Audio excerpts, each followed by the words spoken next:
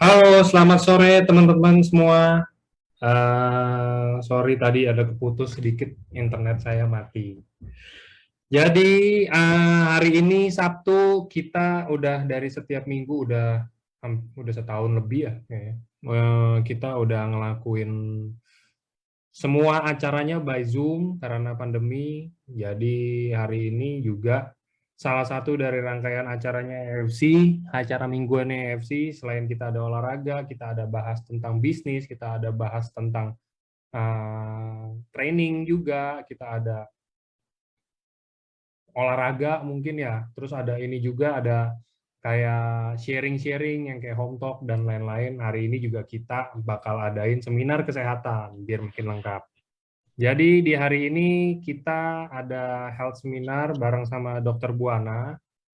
Hari mau bahas tentang apa sih? Jadi kita juga masih bahas, ini penghabisan lah ya, semoga. Jadi karena mungkin PPKM di beberapa daerah juga udah beberapa ada yang dilonggarin, dibuka, mall mungkin udah buka apa segala macam gitu juga. Berarti kan udah menurun ya.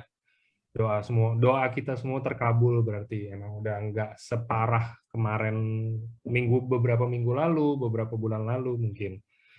Jadi hari ini juga topiknya kita sambungin juga, hari ini topiknya itu long COVID. Buat teman-teman yang mungkin nggak tahu long COVID ini apa sih? Apa emang ada varian baru? Ini bukan varian baru long COVID tuh. Jadi long COVID ini mungkin kalau bahasa bahasa sehari-harinya ya, maksudnya bahasa nyantainya, bilangnya ini basiannya dari COVID. Jadi setelah teman-teman mungkin ada yang kena COVID, ada yang udah kena COVID dan udah tes, mungkin udah negatif, udah tes, udah nggak kenapa-napa nih, udah PCR, udah apa segala macam gitu. Tapi masih ada gejala-gejala, bukan gejala ya, masih kayak ada mungkin kayak ada batuk, mungkin penciuman dan indera perasanya belum kembali sepenuhnya, mungkin ada yang masih suka sesak napas kadang-kadang, tapi padahal udah negatif ya, udah dites, misalkan udah 5 kali nih, udah 5 kali dicolok hidungnya, mulutnya apa segala macam, udah PCR, tapi masih tetap sesak napas, padahal udah nggak kenapa-napa. Nah ini kenapa sih? Nah hari ini kita mau bahas, udah ada Dokter Buana yang hadir bareng kita di hari ini. Selamat sore dok. Ya, sore Pak Angga. Baik, sehat Gimana dok. kabar? Baik Sehat, dok. sehat. Ya. Bali mah udah aman ya dok ya? Maksudnya udah nggak separah kemarin ya? Wah, ini di Bali malah yang paling apa ya istilahnya, angka kesakitannya tinggi, paling tinggi di Indonesia malah. Oh, tapi Ya, sekarang udah walaupun menurun atau belum dok?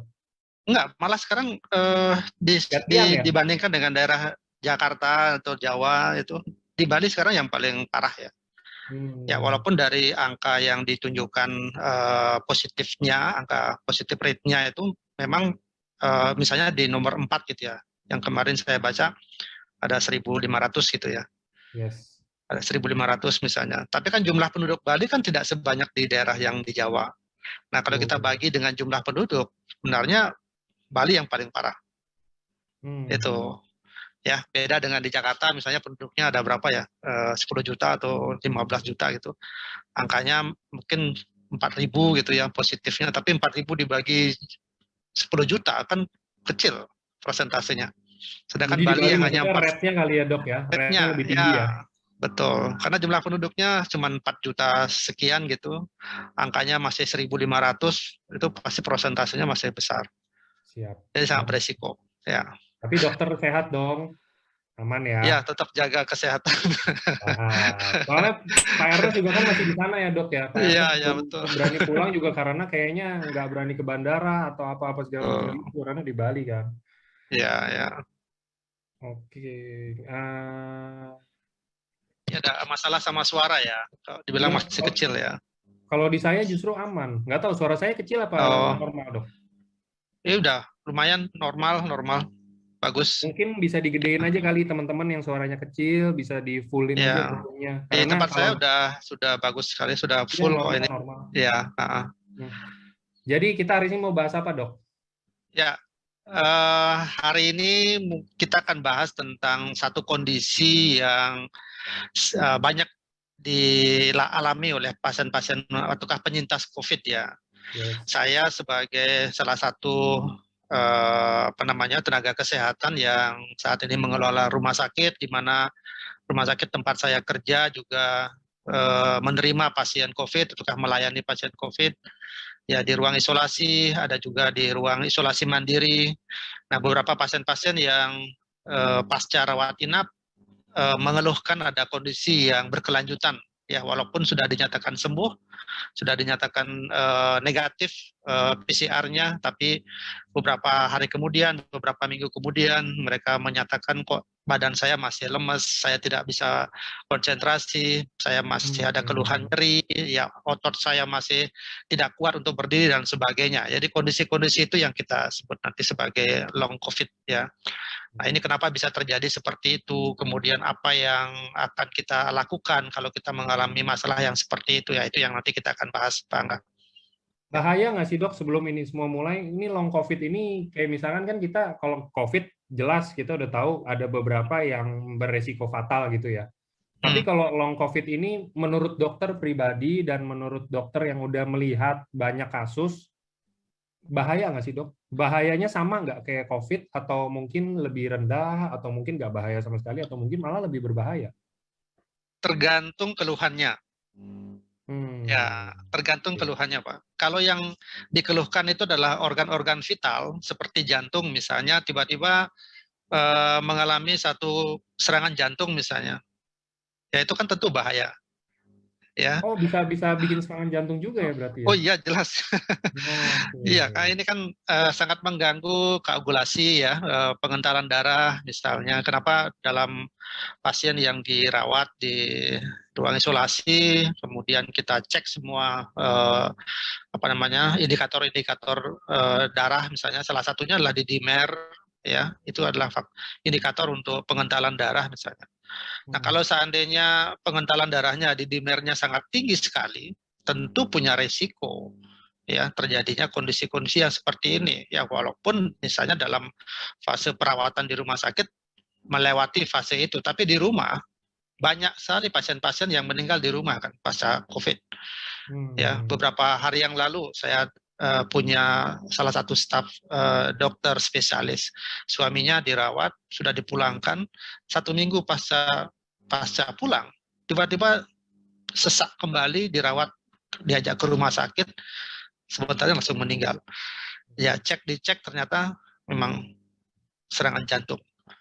Ya, itu yang baru satu cerita, yang belum lagi cerita-cerita yang lain yang kita tidak pernah dengar barangkali. Ya, tapi kalau hanya keluhannya berupa pegal-pegal saja, mungkin hanya ototnya, ya mungkin tidak akan mengakibatkan satu yang berbahaya ya Pak. Enggak. Itu.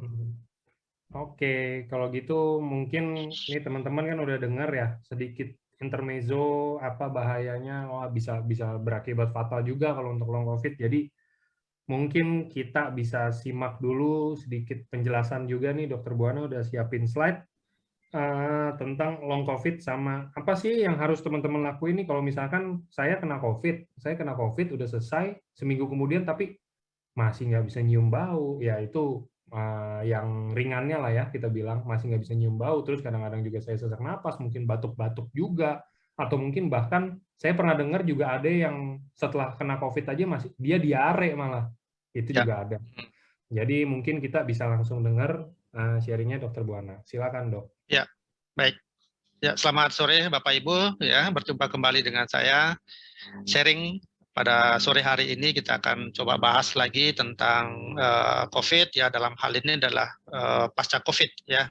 Kalau sebelumnya mungkin banyak sudah dijelaskan apa namanya tentang infeksi COVID ya, bagaimana dengan penderita yang ada komorbid misalnya, bagaimana selama isolasi apa yang harus dilakukan ya, penjelasan daripada dokter sejawat saya mungkin sudah pernah menjelaskan tentang infeksi COVID-nya. Nah, sekarang saya ingin sharing sama Bapak Ibu tentang apa yang harus kita lakukan bila mana kita masih mendapatkan kondisi badan kita masih kurang bagus begitu ya, ataukah kok tiba-tiba yang tadinya saya sehat kenapa menjadi kurang sehat lagi setelah saya pulang dari rumah sakit misalnya begitu ya, ataukah selama saya isolasi mandiri sudah melewati isolasi mandiri, sudah dinyatakan selesai begitu, tapi kondisi badan saya kok masih belum fit seperti biasanya. Nah itu apa yang menjadi apa yang saya harus lakukan lah begitu ya. Apakah saya hanya berdiam diri saja menerima kondisi akan membaik begitu ya, ataukah saya harus melakukan sesuatu yang bisa untuk memperbaiki secepat mungkin atau secara perlahan-lahan bisa memulihkan kembali kondisinya Bapak Ibu seperti sedia kala begitu ya. Oke. Sebagai penuntun mungkin saya akan share screen.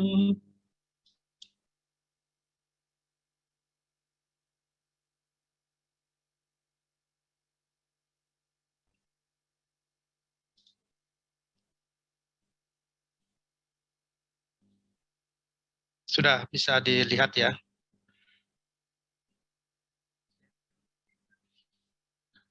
Ya, ya baik Bapak Ibu. Ini saya kasih judul ya terapi pasca COVID ya, sama artinya dengan long COVID ya.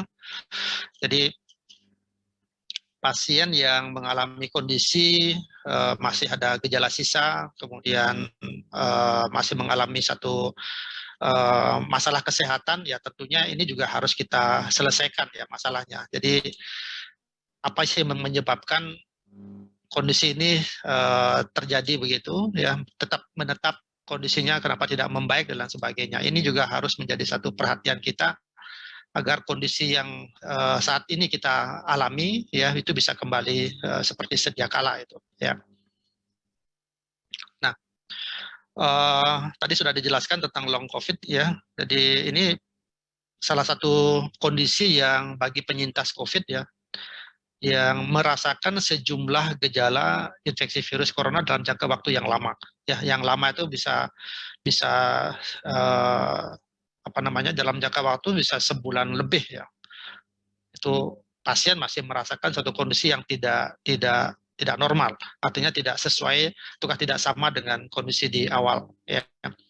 Contoh tadinya sebelum kena COVID misalnya untuk berjalan turun tangga atau naik tangga saja tidak jadi masalah ya buat beberapa orang ya. Tetapi setelah terkena COVID, naik tangga 2 tangga 3 tangga saja itu ngos-ngosan ataukah tenaganya seperti terkuras gitu. Atau menyapu saja di lantai itu sudah menyebabkan satu kondisi lemas sekali badannya ya, atau nafasnya sangat berat sekali untuk untuk dilakukan tarikan napas dan sebagainya. Ya tentu kondisi ini tidak normal ya, tidak normal. Ya, makanya ini harus kita cari tahu ya, harus kita segera cari penanganannya agar kondisi ini tidak menetap gitu ya. Nah, ini yang sempat saya sampaikan bahwa seseorang ataukah pasien yang bisa sembuh dari infeksi COVID itu merupakan suatu keberhasilan yang patut untuk disyukuri. Ya, saya mungkin Bapak Ibu yang ikut Zoom pada sore hari ini sebagian merupakan penyintas COVID dan bisa melewati masa-masa infeksi, bisa keluar dari ruang isolasi, ya bisa keluar dari ruang ICU khusus COVID, bisa melewati masa isoman ya, isolasi mandiri. Itu adalah suatu keberhasilan yang patut kita syukuri, karena ya sebagian dari saudara kita tidak ada yang bisa melewati masa-masa seperti ini. Nah, ini kenapa kita begitu harus mengucapkan itu ya, karena kita tidak tahu perjalanan penyakit yang infeksi COVID ini. Pasien datang ke rumah sakit dengan saturasi misalnya masih sekitar 96%. Ya. Keesokan harinya tiba-tiba langsung turun di bawah 90%. Hari kelima sudah 50%. Dibawa ke rumah sakit rujukan untuk diberikan terapi khusus. Setelah di sana dinyatakan meninggal. Tentu ini merupakan satu hal yang tidak lazim, satu hal yang tidak tidak tidak bisa kita duga-duga tentunya ya. Makanya banyak keluarga masyarakat yang tidak menerima kenapa kondisi ini bisa secepat itu terjadi. Ya, tapi beginilah yang kita alami saat ini ya. Bagi yang sudah sembuh pun dari penyakit COVID ini juga tidak bisa selamanya terbebas ya, karena sebagian itu harus mengalami satu kondisi yang yang lain yang bisa dirasakan ya setelah keluar dari rumah sakit. Nah, inilah yang kita sebut sebagai sindrom pasca COVID ya. Tapi sekali lagi tidak semua pasien mengalami kondisi yang seperti ini, tapi ada pasien-pasien yang juga mengalami kondisi yang sindrom pasca COVID ini. Nah, ada satu kondisi yang kita sebut sebagai efek multi organ, ya, artinya pasien penyintas yang setelah keluar dari rumah sakit itu mengalami satu gangguan pada sebagian besar organnya, ya, pada jantung, pada paru-paru, pada ginjal, ya, pada kulit dan lain sebagainya. Ya, karena banyaknya organ yang terlibat ataukah yang mengalami sakit, yang ini disebut sebagai efek multi organ. Malah pada kondisi tertentu tubuh sendiri itu menganggap tubuhnya itu adalah sebagai musuh. Nah, ini yang paling kita takutkan ya, yang kita sebut nanti sebagai suatu proses inflamasi ya, atau kita sering disebut sebagai autoimun ya, multi system inflammatory syndrome. Jadi ini juga sering terjadi. Nah, kenapa itu bisa terjadi? Tentu ada satu gangguan-gangguan yang mengganggu keseimbangan sistem hormonal kita, mengganggu sistem enzim kita, mengganggu kinerja sel-sel kita dan lain sebagainya. Ini yang sangat jarang kita sampai berpikir ke arah sana untuk melihat bagaimana efek dari ini. Makanya pada penyintas COVID yang saat ini bisa melewati fase itu dan sampai saat ini tidak merasakan kondisi-kondisi yang dialami oleh sebagian saudara-saudara kita, sangat syukuri sekali ya, sangat kita syukuri sekali kondisi itu ya. Nah, Bapak Ibu, ini adalah beberapa tanda-tanda yang sering ataukah yang paling sering dialami oleh penyintas COVID ya. Yang pertama adalah sesak napas ya, ataukah napasnya pendek-pendek. Tadi seperti saya bilang hanya berjalan saja ya, 5 meter, 10 meter begitu, itu sudah merasakan napasnya sesak. Jadi tidak bisa melanjutkan perjalanan oleh karena napasnya memang sudah sesak. Jadi harus berhenti dulu. Sangat berbeda dengan waktu sebelum kena COVID. Nah, kenapa seperti itu? Nah, tentu ini jalan napas pasti berhubungan dengan sesak napas ini pasti berhubungan dengan jalan napas ya, jalan napas mulai dari hidung sampai ke alveoli ya. Ya, tentu gambaran yang terjadi pada penderita COVID adalah gambaran pneumonia atau infeksi atau peradangan pada alveoli, pada paru-paru. Bisa kita bayangkan bila mana paru-paru kita sudah ada gambaran pneumonia yang berat ya, gambaran parunya itu tidak hitam lagi tapi sudah putih begitu ya, bisa dibayangkan bahwa alveoli pasti tidak akan bisa bekerja dengan baik, menerima oksigen yang kita hirup ya, tentunya itu pasti akan menurunkan saturasi dan lain sebagainya. Tentu untuk pemulihannya itu membutuhkan waktu yang panjang, membutuhkan waktu yang lama. Ya, kalau misalnya pasien ini bisa melewati masa-masa itu. Nah, inilah mungkin yang akan dirasakan ya. Gampang lelah, terutama sangat banyak beraktivitas. Ini tentu berhubungan dengan paru-paru, berhubungan dengan jantung ya. Kalau misalnya jantung yang terkena. Susah konsentrasi tentunya ini berhubungan dengan aktivitas di otak kita, suplai oksigen ke otak, ataukah organ sel otak kita sudah mengalami kerusakan juga itu ya. Jadi kemampuan pasien tersebut untuk berkonsentrasi juga berkurang.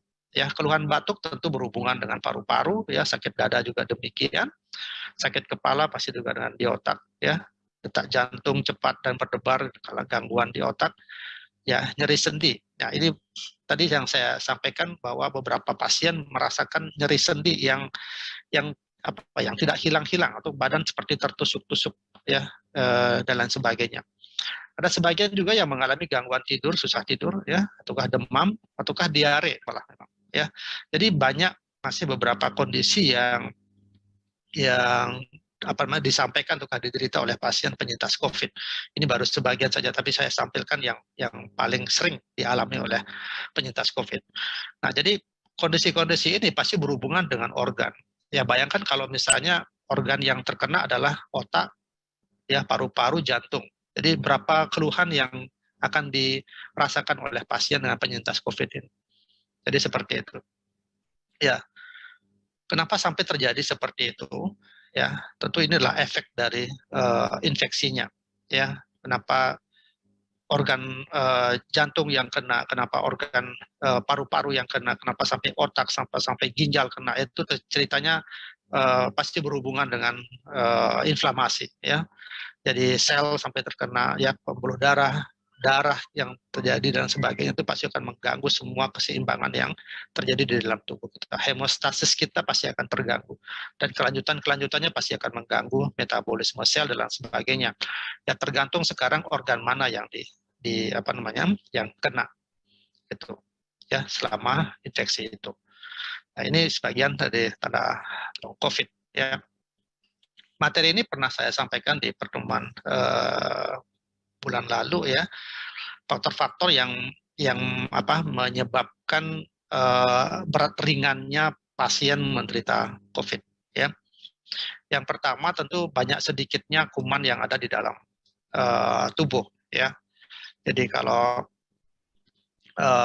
kuman yang masuk ke dalam tubuh, ya, lebih sedikit, tentunya kemampuannya dia untuk menginfeksi pasti akan lebih ringan, ya, dibandingkan dengan pasien yang mendapatkan paparan virus yang demikian banyak. Misalnya pada saat dia terinfeksi sama-sama tidak memakai masker misalnya. Jadi orang sakit dengan yang masih sehat sama-sama ketemu begitu dalam jarak waktu dalam jarak yang demikian dekat begitu, ya, yang sakit mengeluarkan dropletnya kemudian dihirup oleh yang sehat, ya, pasti paparannya pasti akan lebih banyak virusnya yang masuk. Itu pasti akan mempengaruhi, ya. Yang kedua adalah strain virus, ya. Saat ini yang kita sering dengar adalah virus strain Delta, ya. Itu yang memiliki virulensi yang lebih berat, ya, ketimbang alfa. Ya, nanti belum lagi ada strain-strain yang lain yang tentunya memiliki kemampuan yang lebih kuat lagi. Ya, yang ketiga adalah imunitas tubuh kita. Ya, tubuh kita adalah sebagai dokter yang terbaik gitu, ya. Dokter yang terbaik artinya dalam artian kita pasti akan bisa menjaga bagaimana kekuatan tubuh kita untuk melawan musuh-musuh kita itu. Ya, salah satunya adalah virus ini. Ya, kalau kesehatan kita terjaga dari awal, ya, bukan dalam artian setelah sakit baru kita minum obat, setelah sakit baru kita minum suplemen, setelah sakit baru kita minum vitamin. Tentu memang ada dampaknya, tentu ada efeknya, tapi akan lebih bagus bila mana sedari awal memang kita sudah menyiapkan tubuh kita untuk kita jaga kesehatannya. Ya, jadi Bapak Ibu yang sudah dari awal sangat aware dengan kesehatan, sangat care dengan kesehatan, ya, artinya menyiapkan diri tubuh ini untuk melawan kondisi-kondisi yang tidak sehat di dalam lingkungan kita ataukah di dalam tubuh kita sendiri. Itu pasti akan lebih bagus tingkat kesehatannya ketimbang setelah sakit baru ingat untuk membeli vitamin, ya, ataukah ingat untuk membeli suplemen misalnya. Ya, tentu itu tidak akan istilahnya lebih kurang, ya, tingkat imunitas tubuhnya. Akan berefek juga, ya, daripada tidak ada sama sekali. Itu maksud saya, ya. Selanjutnya faktor adalah kecepatan penanganan, ya. Tentu pasien yang ditangani lebih awal ataukah pengetahuan dari orang-orang yang lebih awal mengetahui kalau dirinya adalah sudah terkena infeksi misalnya, segera memeriksakan diri ke fasilitas kesehatan, segera dilakukan swab misalnya, entah itu antigen atau PCR, dan cepat mengetahui dirinya sudah terinfeksi, tentu penanganan pasti akan lebih awal dilakukan. Ya, apakah dia memang harus diberikan obat antivirus misalnya, apakah harus dengan pemberian antibiotika, pemberian anti radang misalnya dan sebagainya, itu pasti akan lebih membuat kondisi pasti akan lebih bagus ketimbang penanganannya terlambat. Ya, misalnya pasien sudah dalam kondisi saturasi sudah sangat turun sekali, sudah menderita demam demikian lama di rumah, batuk, pilek tidak sembuh-sembuh, dinyatakan hanya flu biasa saja, tapi ternyata memang sudah menderita COVID. Dalam kondisi yang sudah parah baru dibawa ke rumah sakit, baru minta dilakukan penanganan segera ya. Saat ini banyak rumah sakit yang kewalahan, ya UGD sudah penuh, dokter dan perawat juga dalam kondisi terbatas, tentu penanganannya tidak bisa cepat. Belum lagi kondisi ruangan, ya, ruangan isolasi, belum lagi ruangan ICU yang terbatas, menyebabkan akhirnya pasien ataukah pasien tersebut ditangani apa adanya, ataukah ditangani di ruangan-ruangan yang darurat misalnya, ya. Ini tentu pasti akan mempengaruhi ya kondisi dari kesehatan kita. Ya, selanjutnya adalah tentang fasilitas kesehatan. Fasilitas kesehatan yang saya maksud adalah bagaimana kelengkapan dari rumah sakit. Ya, rumah sakit itu tersendiri dalam merawat pasien COVID. Apakah memang sudah siap oksigennya, misalnya dokternya, apakah sudah ada dokter spesialis yang khusus untuk itu, ataukah hanya dokter umum saja, ya. Misalnya di daerah-daerah terpencil tentu kita akan sangat jarang menemukan dokter spesialis misalnya, ya. Tentu ini sangat berpengaruh sekali. Dan beberapa support-support yang lain yang bisa mempengaruhi ini.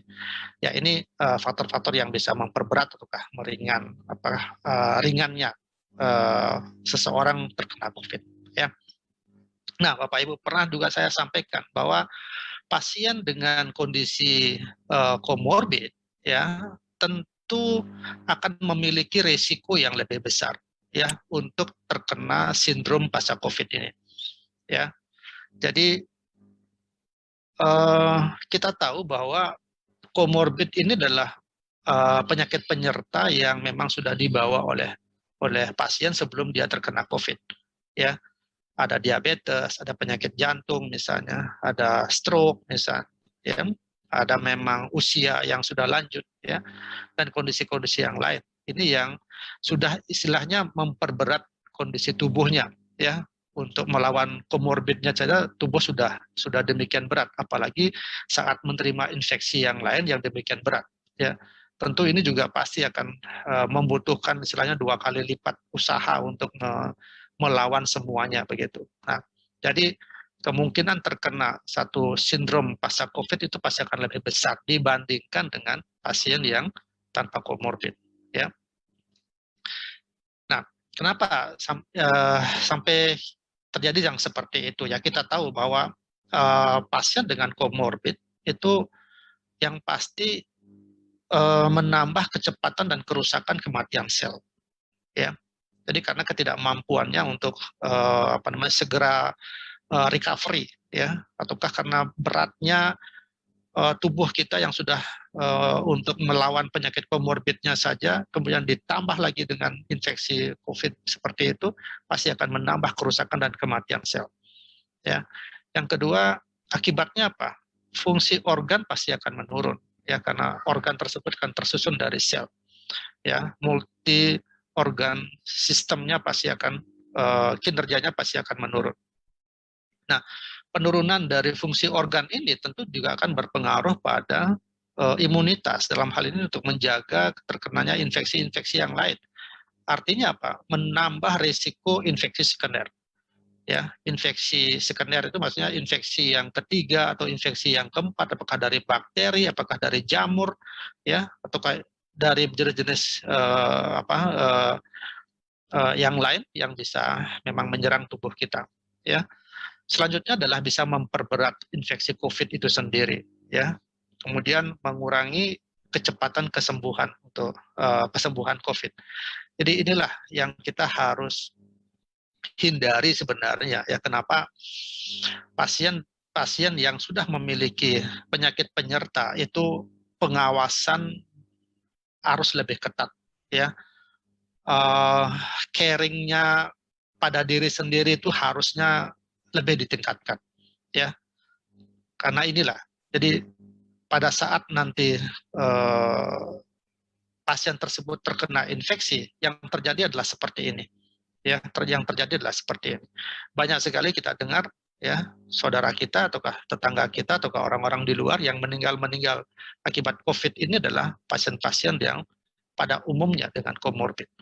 Ya, jadi sekalian saya sampaikan kepada Bapak Ibu yang hadir pada Zoom hari ini, bagi yang sudah memiliki komorbid, ya tolong perhatian kita terhadap kondisi yang seperti ini tolong ditingkatkan, artinya prokesnya tolong dijalankan dengan baik begitu ya. Kalaupun memang kita harus jalan keluar, atau harus ketemu dengan orang ya, tentunya prokes harus kita jalankan dengan kuat. Nah, apa yang harus kita lakukan ya? Apa yang kita harus lakukan bila mana kita sudah menjadi penyintas dan memiliki kondisi-kondisi yang sebagai sindrom pasca COVID ya. Yang pertama tentu kita harus segera berkomunikasi dengan dokter ya. Atau kalau selama ini kita menjalani isolasi mandiri misalnya, kita belum memiliki dokter yang selama ini memantau misalnya, harus sesegera mungkin kita berkomunikasi dengan dokter, baik di puskesmas atau dokter praktek swasta, atau dokter spesialis yang bekerja di rumah sakit, segera hubungi beliaunya, ya, untuk kita sampaikan bahwa Bapak Ibu adalah penyintas COVID, tetapi masih mendapatkan gejala-gejala sisa, ya, gejala-gejala yang lain yang didapatkan setelah selesai menjalani isolasi misalnya. Nah, mungkin saran-saran yang akan disampaikan adalah pemeriksaan atau beberapa tes yang harus dilakukan. Ini adalah untuk memantau, untuk mengevaluasi penyakit apa yang sedang diderita, ya, yang sedang dialami oleh pasien setelah selesai menjalani isolasi itu. Ya, tentu nanti dokter akan menyesuaikan pemeriksaan tersebut sesuai dengan keluhan yang disampaikan oleh pasien. Ya, nah mungkin ini adalah beberapa pemeriksaan yang penting yang Bapak Ibu bisa lakukan, ya, ataukah akan direkomendasikan oleh dokter pada saat kita akan berkomunikasi dengan dokter. Ya, yang pertama seringkali kita mendapati ataukah satu kemauan dari pasien ingin memeriksakan tes antibodinya, ya, ingin melihat antibodi saya berapa sih sekarang setelah saya menyintas COVID, setelah saya sembuh dari COVID, ya. Tentu ini bagus sekali, ya. Tentu ini bagus sekali dalam artian bahwa kalau kita memiliki antibodi yang tinggi, ya, itu menandakan bahwa kemampuan tubuh kita nanti untuk menerima infeksi kembali, ya, itu tentu pasti akan lebih kuat, ya, ketimbang kita antibodinya, ya, titernya itu sangat rendah. Ini juga sangat bagus ya buat seseorang yang berniat, ya, nantinya misalnya akan menyumbangkan darahnya untuk plasma konvalesen misalnya, ya. Tentu dengan kadar titer antibodi yang tinggi ini juga bisa menjadi satu alternatif, ya, bisa dijadikan sebagai satu prasyarat yang mana yang bisa diloloskan untuk menyumbangkan darah plasma konvalesen, ya. Pemeriksaan yang selanjutnya adalah tes hitung darah lengkap, ya, tes hitung darah lengkap, ya.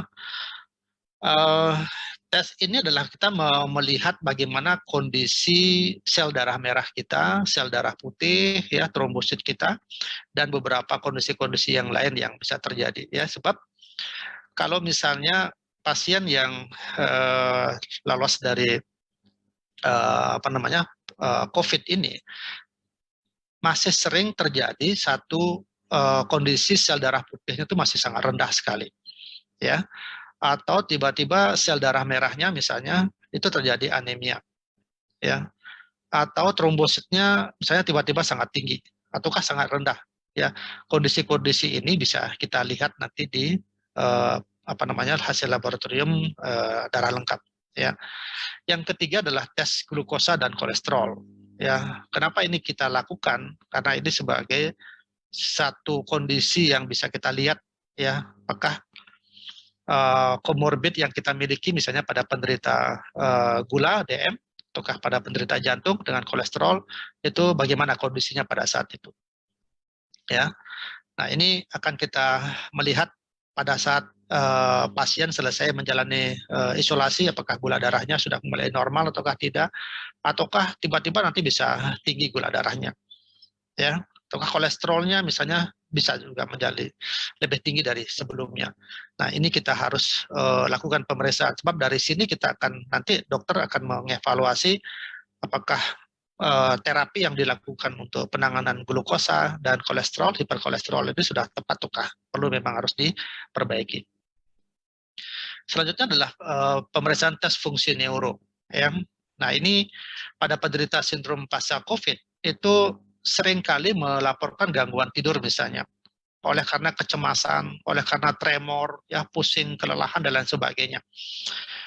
Nah, ini tentu nanti akan bercerita panjang dengan dokter spesialis saraf atau dokter kejiwaan, ya, sebab ya beberapa dari saudara-saudara kita yang mengalami ataukah yang menjalani masa isolasi itu ada kondisi kecemasan yang berlebihan, ya, kekhawatiran yang berlebihan karena ya ketakutan akan hal-hal yang sering didengar lewat media, cerita orang, si ini hari ini sudah meninggal, si itu sudah meninggal, dan lain sebagainya.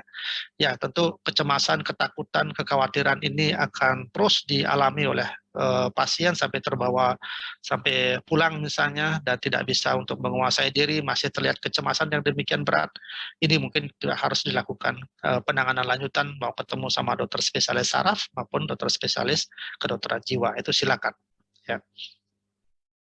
Nah, pemeriksaan yang lain adalah tes vitamin D. Ya, Bapak Ibu, kenapa selama ini, selama masa isolasi misalnya, selalu ingin diberikan, oh vitamin D-nya dong, gitu, harus minum vitamin D. Ya, memang benar. Ya, vitamin D ini adalah untuk menjaga sistem kekebalan tubuh.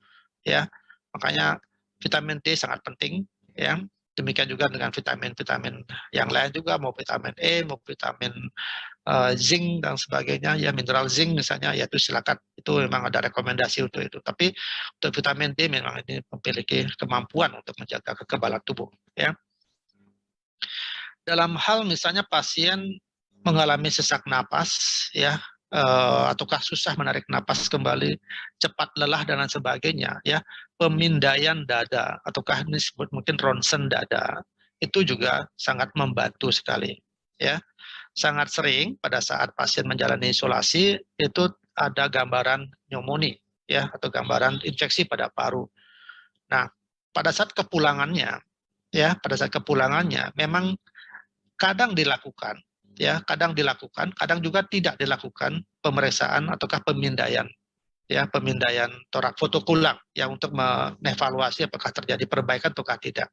Nah, seringkali dalam kondisi yang seperti ini, ya, pasien memang sudah dipulangkan, ya, tetapi gejala sisa pada paru-parunya itu terkadang masih ada, ya, yang kita sebut sebagai fibrosis.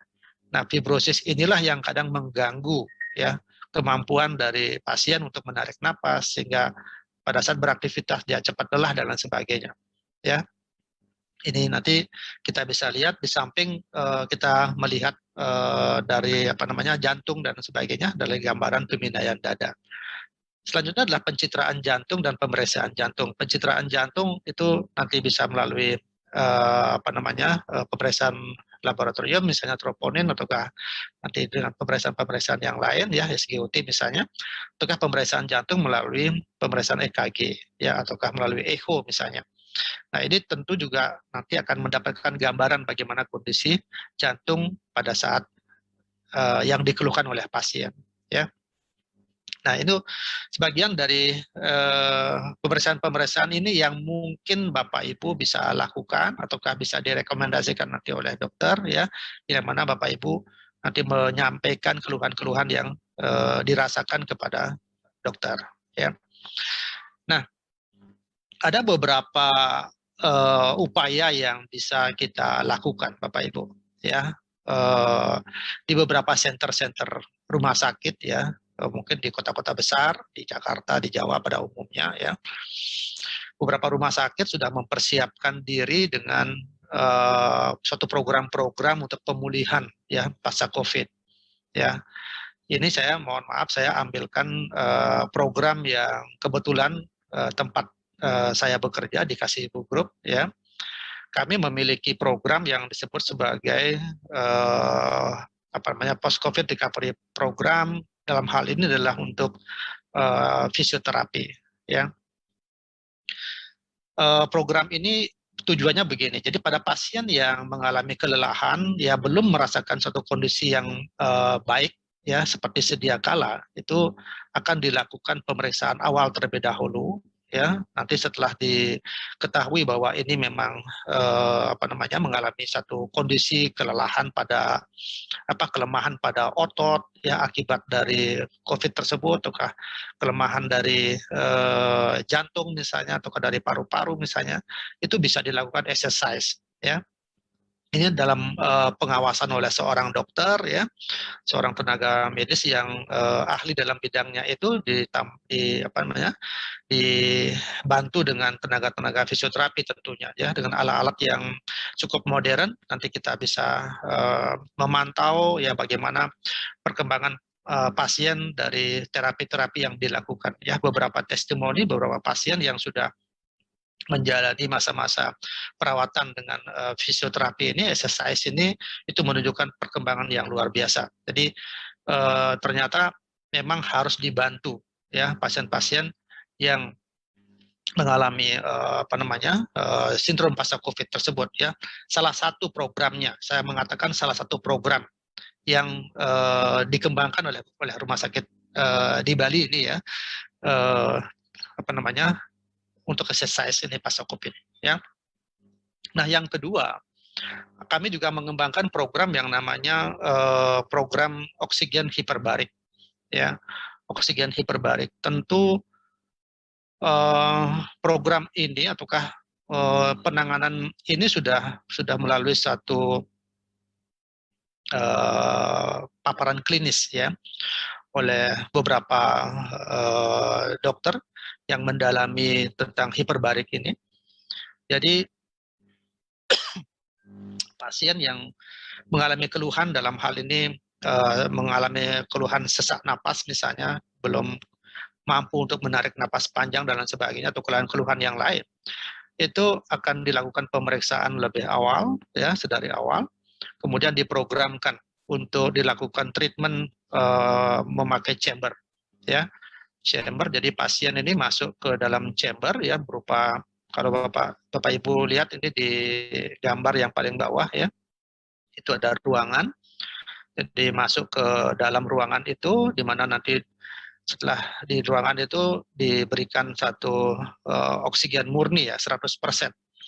Nah, dengan pemberian oksigen, ya, dengan pemberian oksigen tentu diharapkan bahwa penyerapan oksigen yang murni 100% itu bisa diterima dengan baik oleh sel-sel paru kita, terjadi pertukaran oksigen yang demikian baik sehingga menyebabkan satu proses regenerasi sel di sana.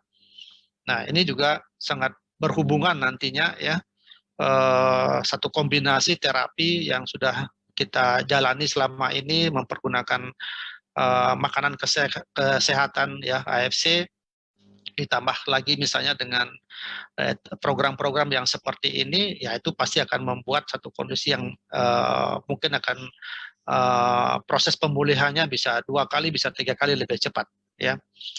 Nah, ini baru saya sampaikan 2 program.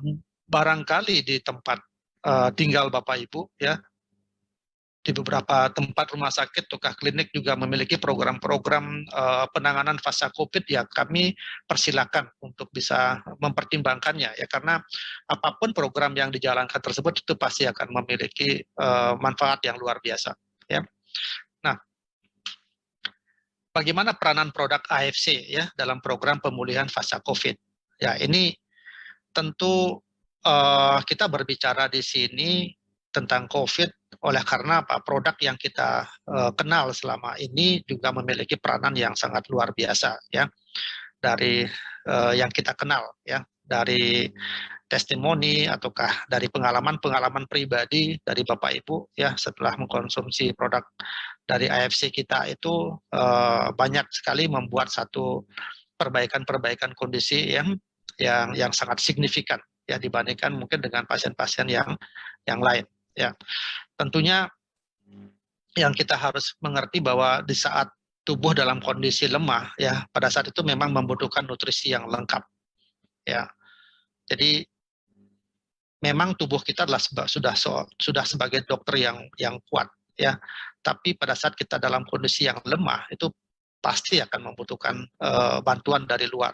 Bantuan yang itu yang kita sebut karena tubuh kita memang harus hidup selalu ya, mendapatkan nutrisi, nutrisinya pun memang harus lengkap. Nah, sekarang bagaimana kita memilih jenis nutrisi? Ya, tentu kita harus yang secara bijak. Ya, yang saya katakan adalah tentu yang kita sudah kenal ya, memang sudah kita alami selama ini, sudah kita dapatkan manfaatnya selama ini ya, kenapa kita masih harus menyaksikan kondisi-kondisi itu ya, Bapak Ibu. Produk-produk inilah yang kita kenal selama ini ya, yang kita kenal sebagai superfood ya. Tentu bukan jenis makanan yang apa namanya, yang boleh dibilang ecek-ecek begitu ya. Ini adalah sumber makanan yang superfood ya, makanan yang sangat luar biasa. Sebelumnya ada SOP, sekarang ada SOP Subarashi dan Utsukushi. Tentu ini yang kita rekomendasikan ya, sebab dari beberapa pengalaman ya, tentunya pengalaman itu pun sudah harus kita lewati dengan pemahaman kita bersama bahwa produk-produk ini sudah mendapatkan paten dan lain sebagainya. Ya, kenapa kita harus menyaksikan, kenapa kita harus mengabaikan atau malah kita mengkonsumsi produk-produk yang lain ya. Contoh SOP Subarashi ya, dengan demikian banyak kandungannya ya, dibikin satu formula yang demikian lengkap. Masing-masing formula ini pun sudah dilakukan penelitian klinis yang memiliki satu kemampuannya untuk memperbaiki sel, memperbaiki keseimbangan enzim, memperbaiki keseimbangan hemodinamik di dalam tubuh kita.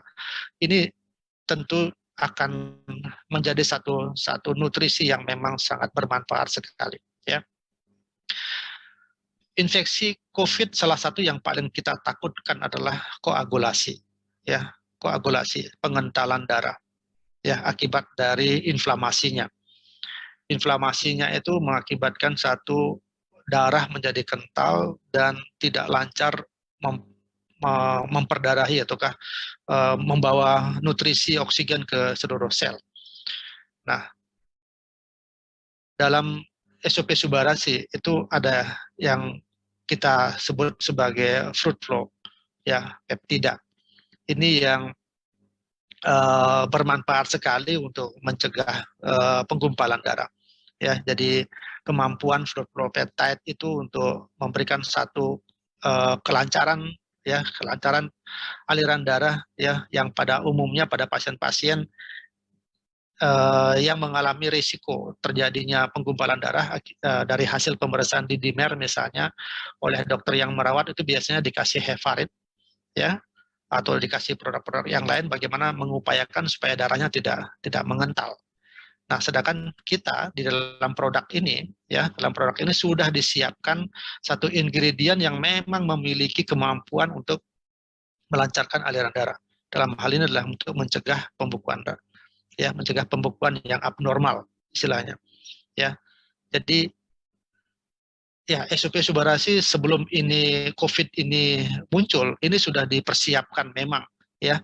Artinya ya bersyukur sekali kita sudah mengkonsumsi produk ini sedari awal ya, dari dia muncul kita sudah konsumsi. Tentu sekali lagi Bapak Ibu, kita yang sudah mengkonsumsi produk ini sedari awal, di dalam tubuh kita dalam proses pengenceran darah, ya, kemampuannya untuk mencegah pengentalan darah pasti akan lebih bagus. Ya, tubuh kita sudah lebih siap dalam menerima infeksi ataukah komplikasi dari akibat dari COVID ini. Itu maksud saya. Ya. Demikian juga dengan kandungan-kandungan yang lain. Ya, tentu kemampuan dari L-glutathione sebagai anti radang misalnya tentu pasti akan sangat membantu sekali, ya, di mana pada COVID juga terjadi proses peradangan di dalam paru-paru atau di organ-organ yang lain. Ya, demikian juga pada ursukusi. Ursukusi lebih dikenal nanti pemakaiannya pada peningkatan imunitas tubuh, ya, kekebalan tubuh. Ya, oleh karena di sana ada resveratrol, ya, kemudian ada takarokombu dan lain sebagainya. Ya, ini kandungan yang dalam produk ursukusi juga kalau kita bahas secara lebih detail, ya, mungkin di sesi yang sebelumnya sudah disampaikan, ya, Bapak Ibu juga sudah mendengar bagaimana tentang khasiat dari resveratrol, khasiat dari takarokombu misalnya, ya, bagaimana tentang asam laktat, ya, bakteri asam laktat dan sebagainya, ya. Tentu ini akan menjadi penguatan, ya, nutrisi yang demikian lengkap yang masuk ke dalam tubuh kita, mempersiapkan diri kita untuk mengantisipasi satu risiko-risiko yang terjadi akibat dari pasca COVID itu. Ya. Nah, Bapak Ibu, kita kenal bahwa Subbarasi ada beberapa paten yang sudah dimiliki, ya, tentu dengan paten cell regeneration effect. Ini adalah kemampuannya dia nanti untuk membantu memperbaiki sel-sel yang mati dan yang rusak, ya, karena di sana ada ada SOP, ya, dan salmon ovary peptide yang memiliki kemampuan memang untuk cell regeneration effect. Ini nanti akan berhubungan nanti dengan kerusakan-kerusakan sel pada organ, itu pasti akan terjadi satu proses regenerasi, perbaikan-perbaikan. Ya, tentu dengan adanya tambahan nutrisi ini, kemampuan untuk regenerasi selnya pasti akan lebih meningkat. Itu maksud saya, ketimbang kita tidak mendapatkan nutrisi yang seperti ini, ya. Kemudian patennya untuk improve blood circulation. Ini tentu dengan adanya perbaikan sel. Kalau tidak ditunjang dengan kelancaran peredaran darah, ya, ke seluruh sel, tentu tidak akan menjadi manfaat, ya. Bagaimana mungkin sel itu bisa tumbuh dengan baik bila mana aliran darah, ya, ke dalam sel tersebut tidak lancar. Ya, ini satu kombinasi yang sangat luar biasa dari produk ini yang dimiliki, ya. Kemudian anti hipertensif agent, ya. Ini bagi pasien-pasien yang menderita hipertensi, komorbid memiliki hipertensi, ya, tentu ini juga akan sangat bermanfaat sekali, ya. Bisa mempertahankan tekanan darah ataukah menghindari terjadinya kenaikan tekanan darah, ya. Nah, ini yang kita barusan saya sampaikan, ya, frequency blood clotting. Ini pencegahan untuk pembekuan darah yang abnormal. Sekali lagi, fruit flow peptide ada dalam suplemen ini, dalam kandungan ini yang nanti akan membantu untuk mengurangi risiko, ya, terjadinya pembekuan darah. Ya.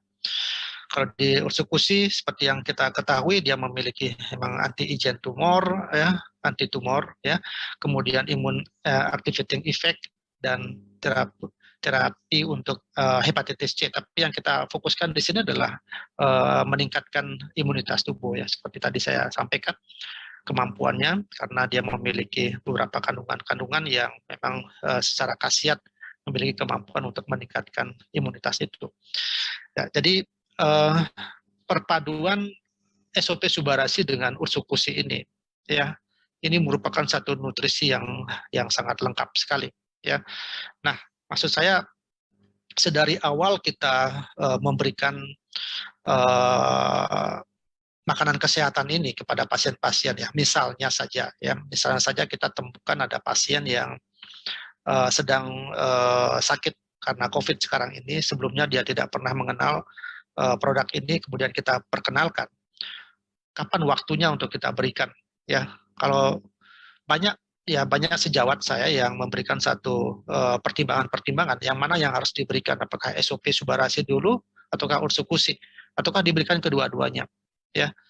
Ya, dengan pertimbangan-pertimbangan yang seperti itu sah-sah saja. Tapi kalau menurut saya karena ini adalah satu nutrisi, ya, sama kayak orang misalnya begini, kalau kita lapar, apakah kita makan ataukah minum? Ya, jadi kalau menurut saya, ya pada saat kita lapar, saya sebaiknya makan dan minum, gitu, ya. Tentu kalau kita hanya makan saja tanpa minum, tentu ada yang kurang. Ataukah kalau kita minum saja tanpa makan, tentu ada yang kurang, ya. Tapi kalau menurut saya, berikan kedua-duanya, ya, mau SOP Subarasi, mau ursukusi, ya. Mengenai banyak sekali ada para member yang japri saya atau chatting saya minta pendapat, dok ini berapa dosis yang harus diberikan dan lain sebagainya, ya. Sekali lagi Bapak Ibu, dalam hal ini kita jangan terlalu terbelenggu oleh dosis, ya. Terbelenggu oleh dosis, karena saking ketakutannya, kalau satu saya berikan nanti tidak begini, kalau nanti terlalu banyak nanti tidak begini, ya. Ini makanan kesehatan, sama seperti kita makan sehari-hari, ya. Berapa sebenarnya kebutuhan kita? Ya, masing-masing pasien tentu memiliki kebutuhan dalam kondisi yang normal, ya. Nah, yang saya maksudkan adalah bila mana dalam kondisi sakit, ya, tentu makanan ini harus lebih banyak diberikan. Ya, yang pertama karena memang untuk mensupport kehidupannya sehari-hari, ya, untuk mensupport organ-organ yang tidak sakit, karena itu kan tentu memang harus dilakukan regenerasi sel, itu harus dijalankan. Yang kedua adalah kemampuannya nanti untuk menahan infeksi, misalnya dalam hal ini COVID ini. Ya, tentu kalau kita berbicara masalah dosisnya, artinya jumlahnya adalah paling minimal 2 kali dari sebelumnya. Itu yang saya pakai patokan. Ya, dosis yang pertama adalah untuk kehidupannya sehari-hari, yang normalnya misalnya minum SOP Subarasi mau 1 pagi mau 1 sore misalnya, ya berarti dalam 1 hari dia minum 2. Nah, dalam kondisi sakit, ya, dosis yang keduanya itu adalah untuk kemampuannya untuk menahan infeksinya misalnya, ya saya katakan minimal 2 kali, ya berarti SOP-nya misalnya 2 sachet di pagi hari, 2 sachet di sore hari. Dok, kalau ursukusinya gimana? Nah, kita pakai patokan ursukusi adalah 2 kalinya Subarasi misalnya. Ya, kalau misalnya sekarang secara normal misalnya ursukusinya 2 di pagi hari dan 2 di sore hari, berarti ursukusinya bisa 4 di pagi hari, bisa 4 di sore hari. Itu silakan saja. Sekarang jangan terlalu dipaksakan harus seperti itu, ya. Lihat dulu kemampuan dari finansialnya misalnya, ya, ataukah kemampuan dari tubuh pasien tidak siap untuk menerima ursukusi misalnya. Dok, kalau dia minum ursukusi dia sering diare. Dok, kalau dia minum ursukusi badannya jadi lemes sekali, dia tidak kuat dan sebagainya. Ya jangan dipaksakan Bapak Ibu. Nah, makanya saya katakan, makanya di dalam produk ini tidak ada mencantumkan dosis, ya, tidak ada mencantumkan dosis karena ini memang untuk kesehatan, bukan untuk penyakit tertentu, ya. Beda dengan obat. Kalau obat adalah untuk penyakit tertentu. Kalau penyakit tertentu tidak pasti akan memiliki dosis tertentu juga dia.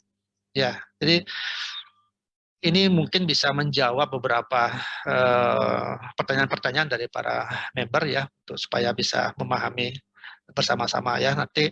Mungkin nanti kalau misalnya ada pertanyaan-pertanyaan di sesi tanya jawab, kita akan lebih diskusi lagi, ya. Terima kasih Bapak Ibu, demikian yang dapat saya sampaikan. Saya kembalikan ke Pak Angga, ya, kita bisa tanya jawab setelah ini. Oke dok, kita mulai tanya jawab aja. Oke.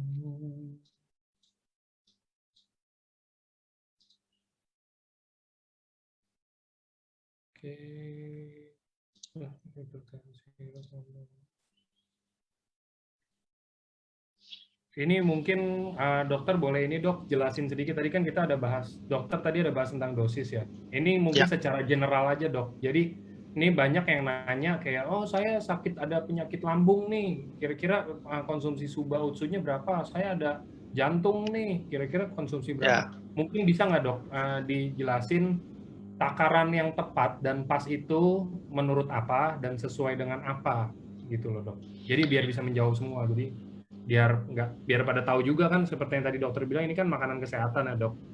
Maksudnya kita kayak makan, kalau saya bisa kasih contoh lagi, kayak kita contoh makanan. Ini makanan Kayak sekarang ditanya, saya lagi lapar nih. Yaudah gak, lu makan nasi mau berapa banyak? Ya namanya lagi lapar pasti harus banyak gitu dong maksudnya. Nah, sedangkan kalau kita misalkan lagi nggak lapar, pasti makannya dikit, konsumsinya dikit. Gitu aja sih sebenarnya simpelnya. Ya. Kan bukan kita mau samain ini produk kita sama nasi atau apa gitu, enggak ya. Cuman kita bilang jenisnya kan makanan. Jenisnya makanan, jadi mungkin makanan begitu. Mungkin dokter ada penjelasan yang lebih ilmiah, dok. Ini kalau untuk takaran atau dosis itu gimana sih, dok? Ya, ini yang tadi saya sampaikan bahwa banyak sekali pasien yang nanya ataukah pasien memiliki downline, misalnya downline punya sakit jantung, punya diabetes, punya penyakit-penyakit komorbid seperti itulah. Mereka ingin memastikan, dok, berapa sih sebenarnya dosis yang tepatnya untuk saya berikan kepada pasien tersebut, karena dia sekarang lagi kena COVID, kemudian dia punya penyakit begini, penyakit begitu gitu ya. Nah, tadi sudah saya sampaikan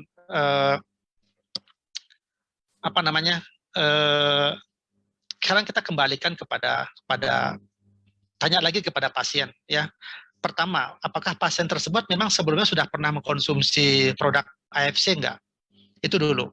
Nah, kalau misalnya dia sudah pernah mengkonsumsi produk AFC, berapa dosis yang selama ini dikonsumsi? Itu. Ya, ini misal ya, penyakit jantung misalnya, selama ini diberikan Subarasi, dok saya berikan Subarasi dia 2 saset pagi, 2 saset sore, itu misalnya. Ya, saat ini kondisinya sangat bagus sekali. Artinya pasien merasakan bagus. Nah, berarti kan kebutuhan pasien ini pada kondisi jantung ya adalah 2 pagi, 2 sore, 2 saset 2 pagi dan sore. Ya. Nah, sekarang dia kena COVID nih. Ya, dia kena COVID. Tentu kalau pemahaman saya ya kebutuhan 2 saset pagi dan 2 saset sore itu tidak bisa melawan lagi dengan tambahan ada kena infeksinya. Ya, artinya apa? Perlu ditambah lagi dosisnya. Ya, dosisnya berapa? Ya, kita tidak bisa bermain harus sekian gitu, tidak. Kalau saya, ya, tapi saya mengatakan pakai patokan. Kalau sebelumnya memang 2 saset pagi dan 2 saset sore, ya minimal pasien tersebut harus minum 2 kalinya. Ya, berarti kita tambahkan 2 lagi di pagi dan tambahkan 2 lagi di sore. Ya, karena kita berkeyakinan bahwa produk ini mampu untuk meningkatkan kemampuan tubuh kita untuk melawan infeksinya tersebut. Ya, infeksi tersebut akan memperberat kerusakan dan kematian sel. Tentu ini juga harus dibarengi dengan pemulihannya. Itu maksud saya. Ya, jadi minimal. Apakah itu memang dosis yang sesuai, dok? Saya juga mengatakan itu tidak. Ya, tapi saya mengatakan minimal diberikan itu. Dok, boleh nggak diberikan 4 saset pagi, 4 saset sore? Ya silakan. Ya, sepanjang pertama, tolong dipertimbangkan. Ya, kalau memang tubuh pasien memang siap untuk itu.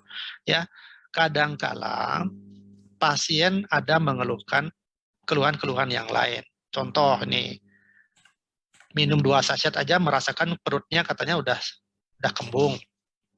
Ya, ada efek laksaktif misalnya.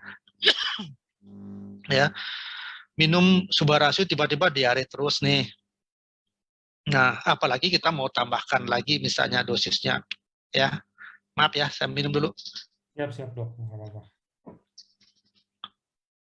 Ya, tentu itu salah satu pertimbangannya. Ya, kenapa kita harus hati-hati juga memberikan itu. Ya, yang kedua, kemampuan ekonomi dari member kita misalnya. Lawang dia sudah membeli 1 box aja misalnya sudah tidak mampu misalnya, ataukah sangat dipaksakan kembali. Kita paksakan dia harus minum sesuai dengan itu ya, tidak fair juga gitu, tidak ini juga ya. Jadi kita sesuaikan lah ya, kita sesuaikan. Tapi bagi yang pasien yang memang memiliki kemampuan untuk itu, kemudian tubuhnya memang siap untuk itu, silakan. Ya, seperti dari panduan dari kantor misalnya membuatkan dosis pagi sekian SOP, sekian URSU, siang harus segini, malam harus segini, itu panduannya. Ya, agar teman-teman juga tidak ngawur misalnya gitu ya, silakan dipakai panduan tersebut ya. Saya juga setuju ya, saya juga support, silakan.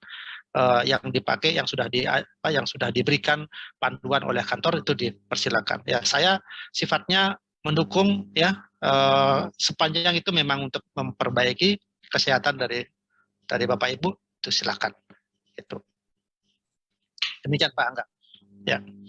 Oke, jadi itu ya teman-teman penjelasan tentang dosis. Jadi biar teman-teman juga enak gitu kan ngejelasin ke downline atau mungkin ke sesama timnya. Ini berapa nih, kita konsumsi berapa nih, kita ada lagi kayak begini, begini, begini, begini. Ya itu biar teman-teman lebih enak lah jelasinnya. Jadi kita dibilang nggak ada dosis, tapi masih kadang-kadang ada yang tanya, oh iya dosisnya berapa ya kalau kayak begini. Karena kalau gini loh teman-teman, kalau ngomongin dosis ya, setahu saya orang awam nih, setahu saya kalau ngomongin dosis itu tuh lebih ke arah obat sih, karena yang ada dosis itu hanya obat. Sedangkan kita ini kan makanan. Ya. Gitu. Oh ya, saya belum jelaskan lagi Pak Angga mengenai pasien yang baru pertama kali diperkenalkan SOP atau ursikusi ya. Tadi kan saya sampaikan misalnya pasien tersebut sudah mengkonsumsi SOP ya. Ini bagi pasien yang menderita COVID, tetapi kita ingin memperkenalkan produk tersebut kepada pasien yang baru pertama kali ya. Nah, kalau saya memakai panduan begini ya, pasien dalam kondisi imunitasnya yang rendah atau daya tahannya yang rendah, tentu tubuh dalam menyesuaikan mendapatkan nutrisi yang superfood begini itu akan sedikit goyah begitu ya, akan sedikit goyah. Nah, takutnya kalau kita langsung memberikan dalam dosis yang tinggi, ya dalam dosis yang tinggi, pasien ada mengeluh satu kondisi-kondisi yang dia tidak harapkan gitu. Ya, jangan sampai keinginan kita membuat dia akan sehat, tetapi dia menyebabkan semacam satu ketakutan-ketakutan. Ini misal saja ya, misal saja kita berikan SOP Subarasi plus ursikusi misalnya, ya dalam dosis yang oke, kamu minum 2 saset pagi SOP, 2 saset ursikusi misalnya di pagi hari. Kemudian tiba-tiba pasiennya mengeluh, kok saya diare ya? Nah, misalnya seperti itu, ya. Oh, kalau pasien sudah mengalami diare, tentu dia mengatakan, ini apa sih yang kamu berikan? Ya, saya ingin sembuh kok. Tapi kalau ditambahkan lagi dengan kondisi yang lain. Ya, ini tolong hati-hati. Ya, makanya saya selalu memakai dasar bahwa, oke, kita berikan dulu dosis yang lazim. Dosis yang lazim itu maksudnya kalau memang 1 saset, yaitu dosis yang lazim. Ya, 1 saset Subarasi, 1 saset ursikusi. Itu kita berikan dulu. Ya, kemudian kita pantau keesokan harinya. Ya, gimana kondisinya? Tidak ada keluhan yang ini kamu rasakan, misalnya diare kah atau kembung kah misalnya. Kalau dia tidak merasakan begitu, ya silakan naikkan dosis. Ya, mau 1 saset pagi SOP dan ursikusinya, sorenya dimasukkan lagi 1 SOP 1 ursikusi. Kita pantau lagi keesokan harinya. Ya, ada keluhan tidak? Oke, tidak ada keluhan. Oke, naikin lagi deh misalnya. Jadi seperti itu, bertahap. Ya, jadi kita tidak juga mengharapkan dengan dosis yang besar itu akan terjadi perubahan yang luar biasa pada tubuh pasien, tidak juga Bapak Ibu. Ya, tubuh juga itu juga sudah sangat pintar sekali mengelola tubuh kita gitu ya. Jadi ya yang wajar saja ya. Kalau kita ingin menaikkan dosis caranya adalah pelan-pelan ya. Kita coba mulai pagi, naikkan ke sore. Ya, keesokan harinya naikin lagi pagi, naikkan ke sore harinya lagi sampai semaksimal mungkin. Ya itu tambahan lagi Pak Angga. Ya. Oke. Ini juga ada yang tanya lagi, Dok. Jadi kalau produk EFC ini apakah cocok dikonsumsi semua orang? Kayak contoh misalkan, ini kan kita tahu dari ikan ya Dok. Bahan dasarnya ini ikan. Pokoknya bagian tubuh ikan deh kita bilang. Nah, misalkan saya ada alergi seafood, boleh konsumsi atau nggak boleh? Kalau misalkan boleh, tapi saya alergi seafood, ada nggak sih cara untuk ngakalinnya gitu loh Dok? Karena kan saya alergi seafood nih, sedangkan ini ikan, misalkan saya nggak bisa konsumsi ikan gitu loh, biar nggak keluar gejala-gejala lain karena saya alergi, mungkin udah bisa diakalin atau lebih baik nggak usah sama sekali Dok? Ya, yang pertama produk kita ini kan memang dari ikan ya, tapi kan bukan ikannya ya. Tapi yang diambil kan hanya selaput telurnya saja atau dari spermanya saja gitu, bukan dari dagingnya, bukan dari kulitnya dan sebagainya kan. Ya tentu kalau kita ngomongin alergi seafood, yang di dalam benaknya adalah berupa ototnya, berupa apa namanya, tubuhnya ikan itu kan, kerang misalnya, ataukah apa ya lagi, ikan misalnya, seperti itu ya. Tentu ini sangat ini sekali. Tapi kalau misalnya pasien merasakan bahwa apa namanya, potensi untuk terjadi reaksinya sangat besar sekali, ya mungkin yang bisa saya sampaikan adalah coba berikan dalam dosis yang kecil. Ini kita sebut sebagai inisiasi, ya. Berikan dulu semacam apa namanya, ya percobaan gitu buat tubuh. Ya, dosisnya berapa? Ya, berikan yang terkecil aja dulu. Mau 1/8 saset, mau 1/4 saset, ya silakan. Ya, lihat reaksinya. Ya, kadang reaksi tubuh itu ada yang cepat, ada yang lambat. Ya, cepat itu bisa aja sekarang minum 5 menit kemudian nanti bisa gatal-gatal, atau bisa sesak napas, atau bisa tiba-tiba pingsan. Itu kalau terjadi berat. Ya, kalau berat sekali.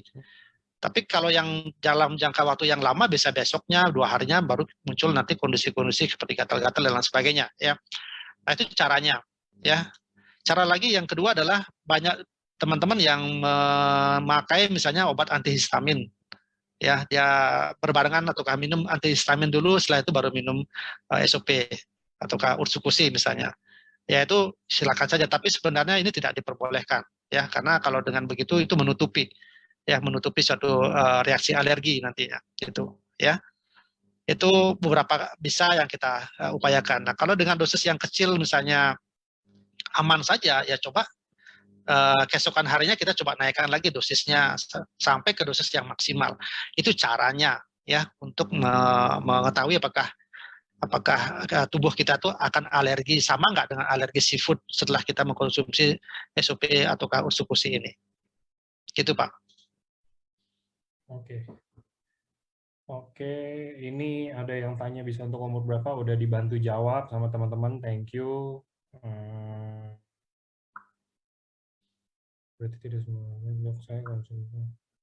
Nah, ini kalau ada yang nanya, dibilang efek samping juga bukan efek samping, reaksi mungkin ya dok ya. Kayak contoh, ada yang tadi, kan dokter ada bahas juga efek laksatif. Jadi contoh misalkan kayak kita kalau konsumsi utsukushi, mungkin walaupun itu makanan, tapi kita konsumsinya, sekali konsumsi mungkin bisa 15 saset atau berapa gitu seharinya, mungkin kita kena efek laksatif yang kita ke toilet terus, buang air terus, apa-apa segala macam gitu.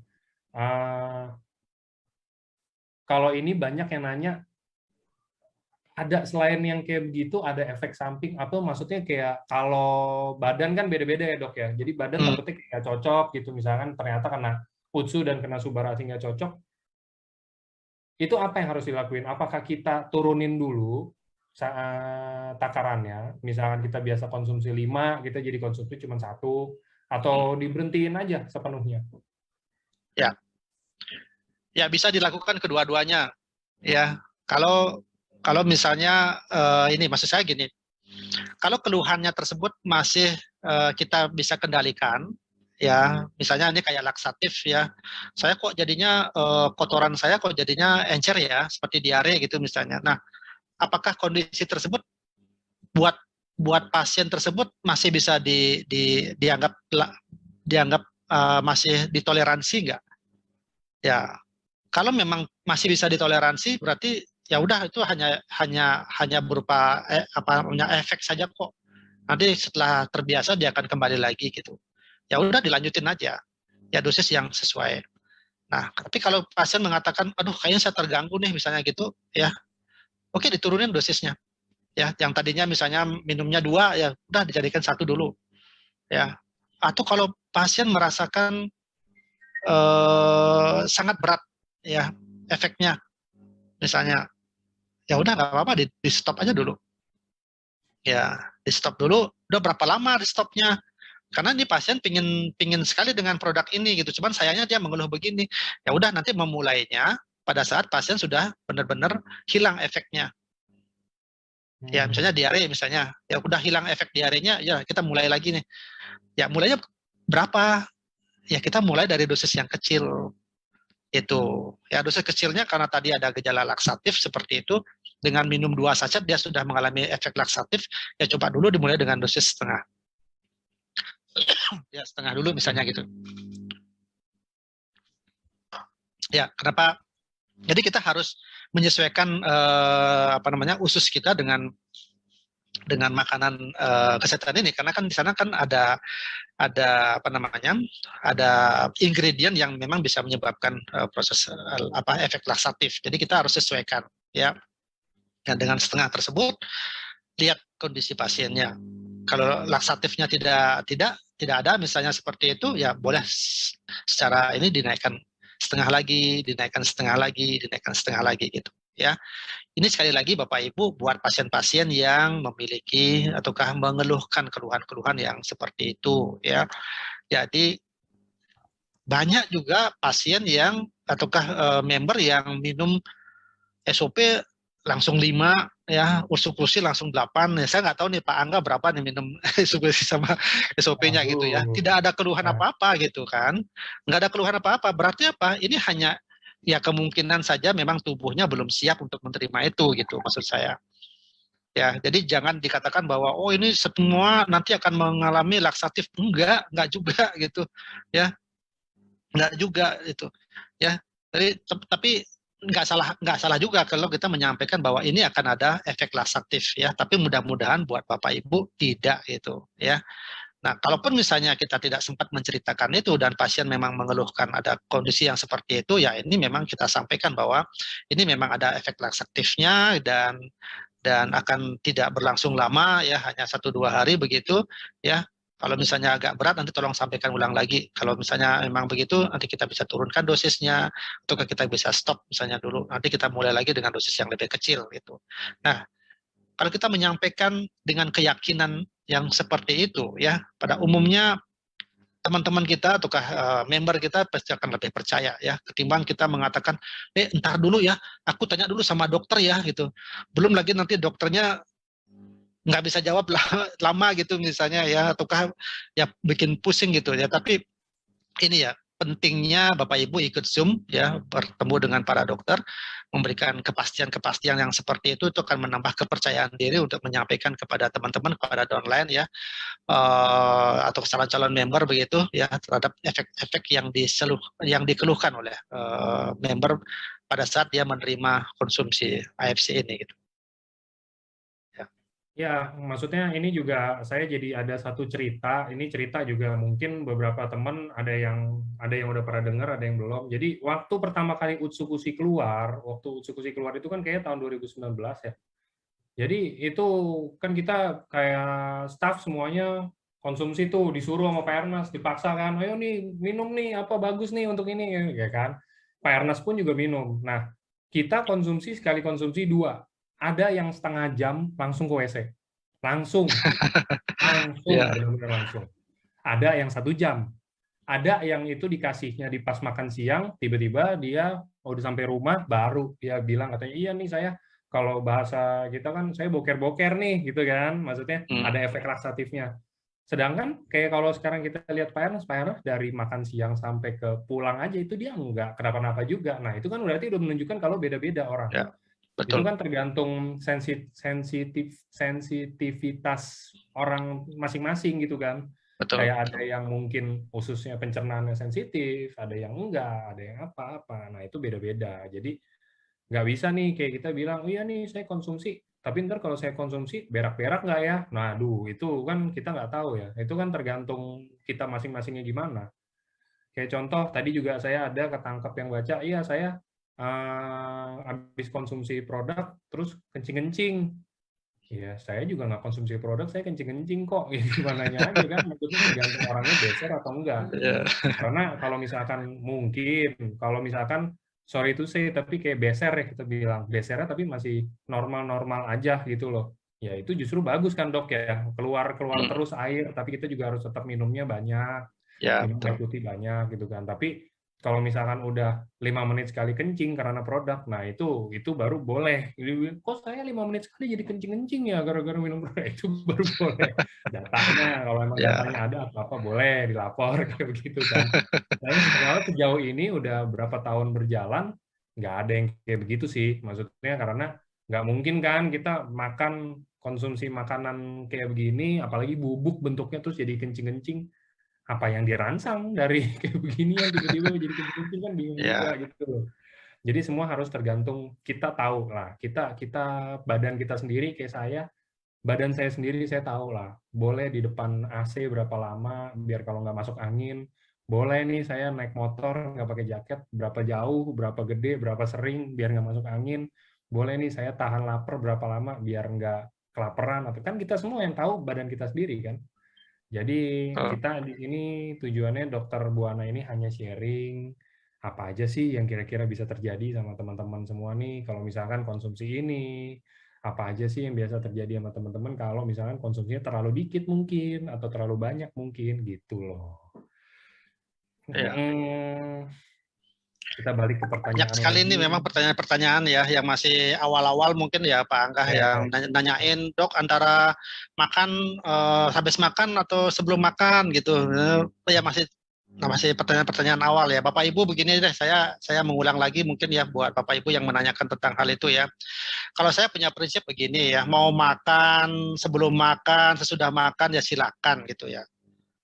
Itu ya Bapak Ibu ya. Kalau prinsip saya ya, mau sebelum makan diminum Subarasi silakan, mau sesudah makan minum Subarasi silakan.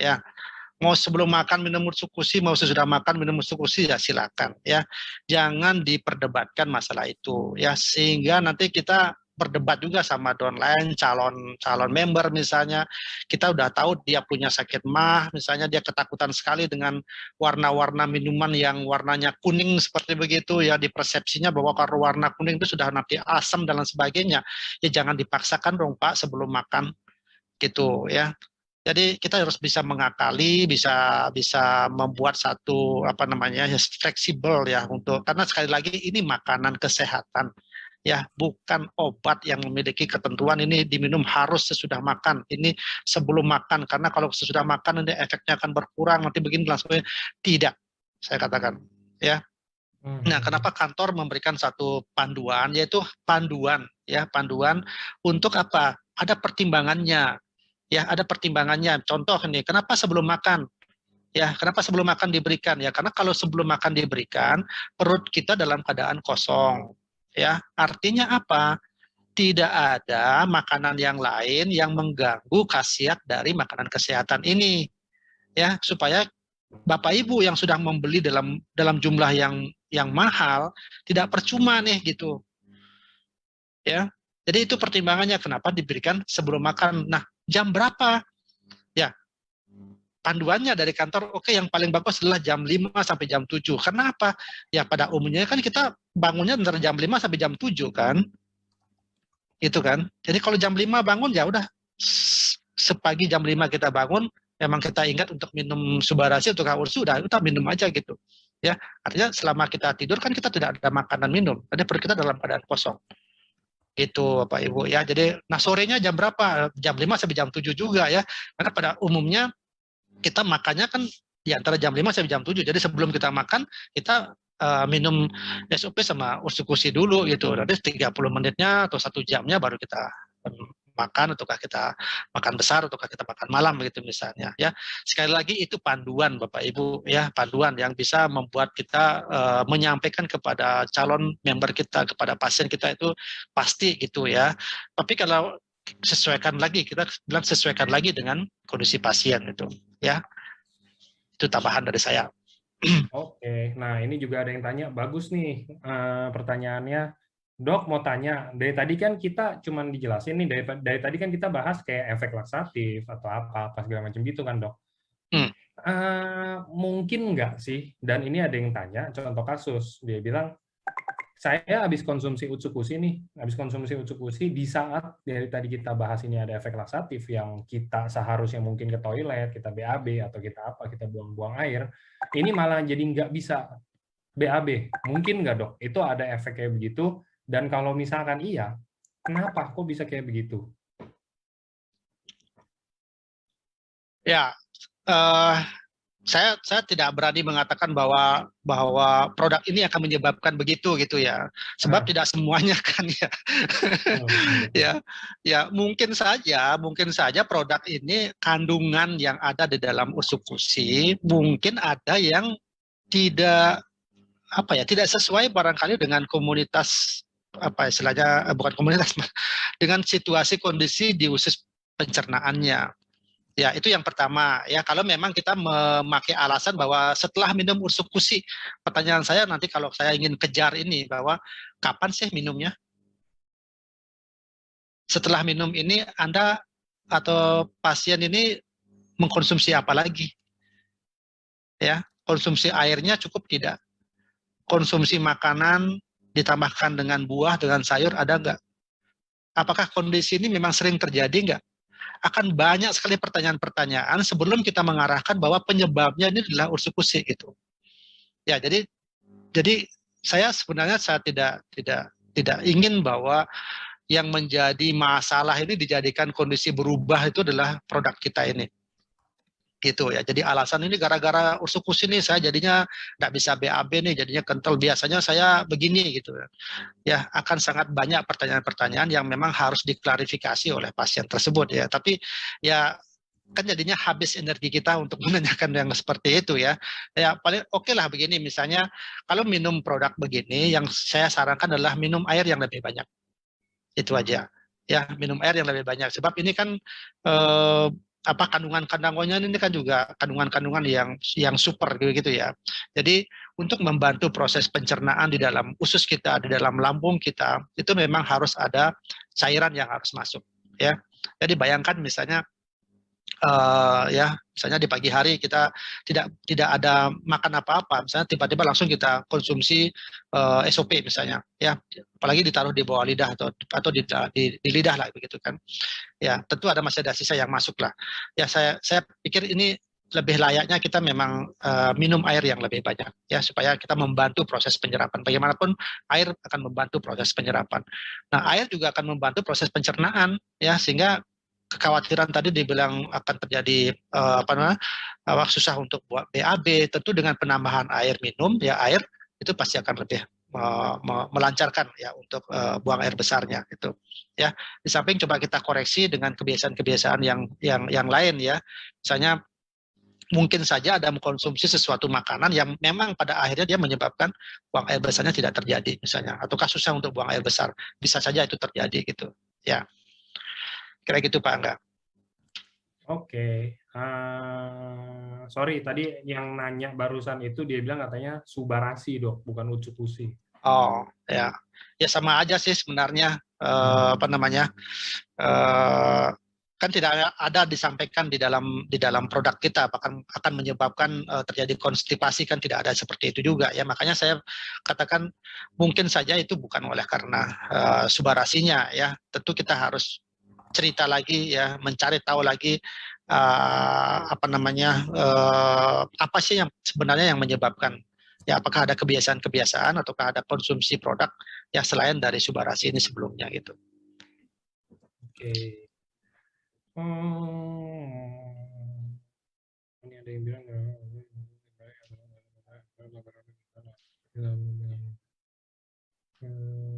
umur 72 ada justru nggak masalah ya. Ini ada yang nanya dok, pasiennya umur 72 tahun, ya, ada bawaan diabetes dan hipertensi, kena COVID, konsumsi produk kita emang nggak apa-apa? Ya nggak apa-apa. Justru malah itu tujuannya. Malah itu ya. Iya malah itu yang kita rekomendasikan kan itu ya, jangan dihentikan ya Bapak Ibu. Ya, kita berbicara tentang COVID, kita berbicara dari tadi tentang COVID, tentang komorbid ya.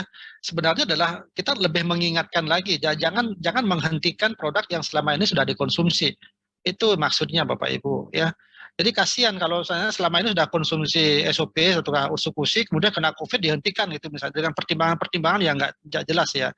Ya, maksud dari pertemuan kita, saya sama teman-teman dokter menjelaskan tentang begini adalah untuk mengingatkan kembali buat Bapak Ibu ya, malah menginginkan bahwa oke, yang selama ini sudah minum minum 2 saset, 3 saset misalnya, oke, bisa nggak dinaikkan kembali lagi ya, ini akan mempercepat kok pemulihannya gitu ya.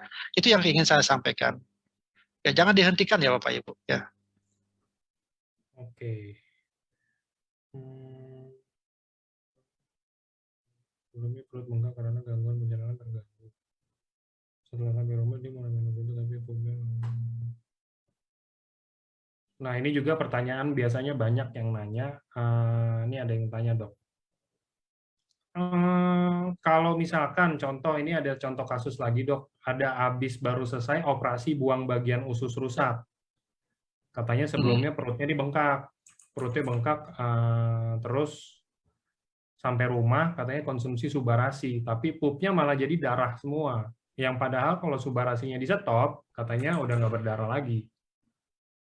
Itu apa ya bilangnya? Kalau untuk dari produk sih harusnya kalau dari kita ya patennya sih nggak ada yang bikin paten pup berdarah sih, cuman apa ya dok? Ini mungkin kalau dari sisi pandang dokter kira-kira apa gitu dok? Ya bisa ya bisa enggak ya kalau saya bisanya tuh mungkin karena memang benar bahwa pasien tersebut setelah konsumsi ulang lagi Subarasi berdarah lagi misalnya ya, tapi setelah berhentikan Subarasinya ternyata enggak berdarah gitu misalnya. Tapi saya cuma pengen nanya aja, apakah selama ini pasien tersebut hanya minum Subarasi saja? Kan itu pertanyaannya Pak Angga ya. Ya, artinya apa? Kalau kita ingin mengatakan bahwa Subarasi yang menyebabkan seperti itu, berarti pasien tidak ada mengkonsumsi apa-apa dong. Nah, itu ya. Nah, terus menghentikan Subarasi, setelah itu perdarahannya berhenti misalnya. Ya. Ya, apakah selama ini pasien tidak ada konsumsi yang lain? Ya, itu apa ya? Ya kita harus lebih secara bijak lah ya menyampaikan ya. Saya kira tidak mungkin makanan kesehatan ini akan memberikan satu dampak yang demikian berat bagi pasien ya. Justru pada pasien pasca operasi ya, ini pasti akan apa ya, akan membuat kondisi pasien pasti akan menjadi lebih baik ya. Ya karena proses regenerasi selnya, kemudian paten-patennya lah yang tadi saya sampaikan ya. Ya apakah paten tentang melancarkan aliran darah tersebut itu yang ditakutkan akan menyebabkan perdarahan? Saya kira tidak. Ya, bagaimana mungkin ya pasien sudah usus yang sudah dioperasi sudah ditangani dengan baik menyebabkan perdarahan? Ya, saya kira bukan karena Subarasinya. Ya, bisa saja karena memang perjalanan penyakit dari pasien tersebut yang menyebabkan perdarahannya masih muncul kembali ya. Misalnya contoh pada pasien-pasien CA ya, kanker usus misalnya ya. Tentu kalau kondisi yang seperti itu kan sulit kita pantau dari luar ya. Bayangkan ususnya ada di dalam perut kan, kita memantaunya dari luar gitu ya. Kita menyalahkan produk Subarasi ya. Kita kan nggak tahu ya tumor yang ada di dalam usus itu akan menyebabkan perdarahan ya. Bisa saja mungkin pada saat Subarasi diminum ya, pada saat itu mungkin muncul darahnya ya, atau di saat Subarasi tidak diminum pada saat itu mungkin tidak terjadi perdarahan. Nah, sehingga itu dikait-kaitkan ya. Saya kira perlu kita harus bijak juga menyikapi sakit pasien pada saat itu sebenarnya apa sih ya. Kalau cancer Bapak Ibu ya, kalau kanker ya kita jangan jangan jangan terlalu apa ya istilahnya, kalau sudah dioperasi maka tidak akan lagi kumat begitu, enggak ya, enggak. Saya kira kalau cancer itu satu kondisi yang memang sudah lemah sekali ya. Sel-selnya, sel darahnya itu sudah lemah, sudah rusak, kemungkinan terjadi perdarahan pasti akan besar. Ya, kondisi-kondisi 1 hari 2 hari tidak terjadi perdarahan, hari ketiga terjadi perdarahan lagi. Itu satu kondisi yang memang sudah alami seperti itu terjadi ya. Kalau untuk penyakit yang kanker itu ya, kecuali kalau non kanker ya, kalau non kanker mungkin apa yang salah pada operasinya bisa juga terjadi seperti itu ya, bisa juga karena memang faktor makanan yang lain ya, terjadi peristaltik dari usus yang demikian kuat sehingga terjadi satu robekan misalnya di dalam apa namanya di tempat operasinya misalnya, seperti itu bisa juga ya, banyak faktor yang menyebabkan. Itu yang saya bisa jawab Pak.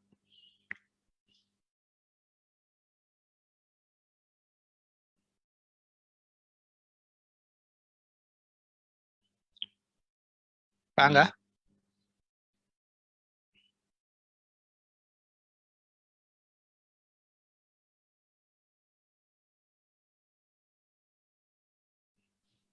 Sorry dok, saya Ya, keputus.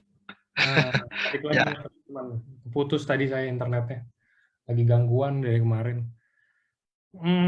Gimana tadi? Udah dijawab ya dok, berarti yang tadi ya? ya, ya. Oke. Mungkin ada pertanyaan lagi teman-teman?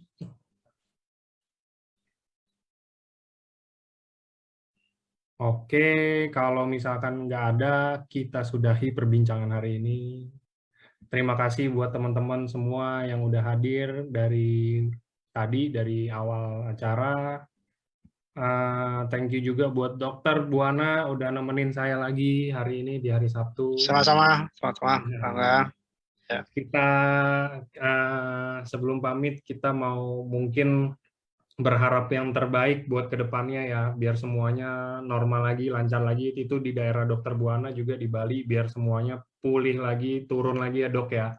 Iya, ya, kita harapkan demikian. Ya, ini memang kondisi di Bali terus terang aja Pak Angga saya sampaikan dalam bulan akhir Juli sampai awal Agustus ini ya kita banyak rumah sakit yang berteriak ya karena kondisinya mungkin sama dengan di Jawa ya pada waktu terjadi peningkatan kasus yang demikian tinggi, kesiapan rumah sakit, kesiapan oksigen, kesiapan kamar dan sebagainya tidak siap. Ya, tidak siap. Banyak yang mengalami keterlambatan pelayanan, banyak yang malah ada yang meninggal oleh karena ketiadaan oksigen dan sebagainya. Ya, jadi pada kesempatan ini saya sampaikan kepada Bapak Ibu yang ikut Zoom ya, baik melalui Zoom ini maupun melalui FB ya. Tolong kita sama-sama jaga protokol kesehatan ya, walaupun yang sudah penyintas tetap harus jaga kesehatan, jaga protokol. Yang sudah divaksinasi 2 kali, 1 kali, 2 kali, ya tenaga kesehatan sudah 3 kali ya, bukan mengatakan bahwa kita bebas dari sana. Ya, itu untuk memperkuat saja. Ya, memperkuat saja. Di saat misalnya kita terkena, maka kondisinya mungkin akan lebih bagus daripada kita tidak tervaksinasi. Bagi Bapak Ibu yang belum tervaksinasi, belum menjalani vaksinasi, segera vaksinasi. Ya, segera vaksinasi. Jangan takut, jangan oleh karena mendengar ada efeknya begini, efeknya begitu, maka menarik diri tidak jadi. Jangan Bapak Ibu, segera ya. Karena dengan kita vaksinasi, imunitas kita akan lebih tinggi, lebih kuat lagi, sehingga herd immunity kita bisa capai di negara ini. Kita bisa nanti bisa hidup berdampingan dengan COVID ya, tentu dengan situasi yang berbeda tentunya ya. Itu mungkin yang saya bisa tambahkan lagi Pak Angga ya untuk diskusi tentang COVID ini.